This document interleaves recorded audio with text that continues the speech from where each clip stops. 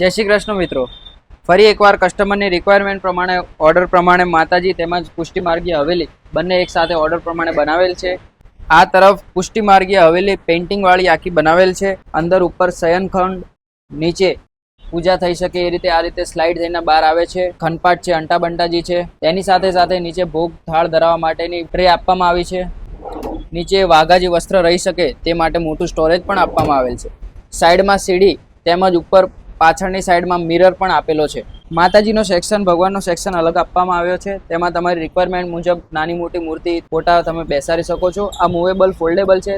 તમારી રીતે પૂજા આરતી કરી શકો છો. તેની સાથે સાથે નીચે ભગવાનને ભોગ ધરાવવા માટે આમાં પણ અલગથી પ્લેટ આપવામાં આવી છે અને નીચે સ્ટોરેજ પણ આપવામાં આવ્યું છે. મંદિરની સાઈઝની વાત કરીએ તો ટોટલ 4 ફૂટ પહોળાઈ છે અને 4.5 ફૂટ હાઈટ છે. આખું કસ્ટમાઇઝેશન મંદિર છે. કસ્ટમરની રિક્વાયરમેન્ટ પ્રમાણે આખું બનાવેલ મંદિર છે. તેની સાથે સાથે ઉપર ભજન મંડળી તેમજ શણગાર થઈ શકે તે પ્રમાણે આખું જ આ ફોટો આપવામાં આવ્યો છે.